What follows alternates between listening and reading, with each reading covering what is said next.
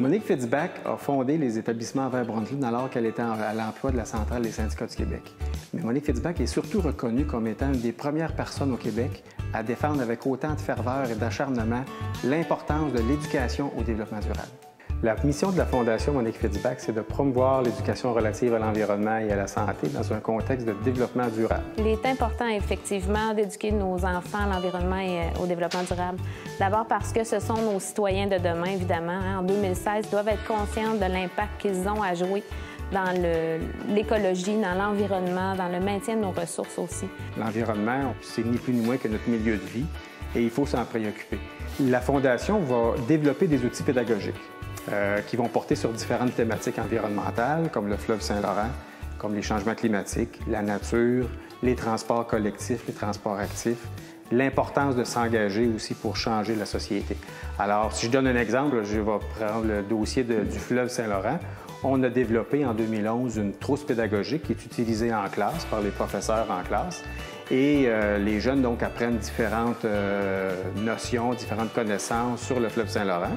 Et par la suite, les enseignants leur demandent de transposer ça sur un dessin. On organise un concours de dessin. On a un rôle qu'on juge important pour sauvegarder notre environnement, sauvegarder notre milieu de vie. Et c'est par les jeunes que ça va passer. Les jeunes ont cette capacité-là de le faire. Ils ont déjà un pouvoir de conviction, un pouvoir d'influence, un pouvoir d'agir dans leur propre milieu. L'éducation relative au développement durable est aussi reconnue pour former des citoyens qui sont très critiques, des citoyens qui sont très, très engagés. Alors, c'est pour ça que c'est important de travailler en éducation au développement durable. Le Conseil des jeunes ministres de l'environnement de Chaudière-Appalaches est un regroupement d'élèves comme moi qui ont à cœur l'environnement puis les changements climatiques. On s'est regroupés quelques fois pour discuter d'un sondage qu'on allait faire, puis qui a finalement vu le jour, puis qu'on a diffusé dans nos écoles pour sensibiliser les gens. À chaque fois qu'on parle de développement durable et d'environnement, on le fait avec espoir. On trouve ça très important que les jeunes, après avoir appris des notions qui portent sur différentes thématiques environnementales, ne soient pas découragés. Donc, qu'ils soient convaincus qu'ils peuvent faire quelque chose pour changer pour le mieux notre milieu de vie. Et la deuxième façon qu'on a de remplir notre mission, c'est d'offrir des aides financières pour des projets scolaires réalisés par les jeunes dans les écoles. Et ça, c'est de la petite enfance jusqu'à l'université.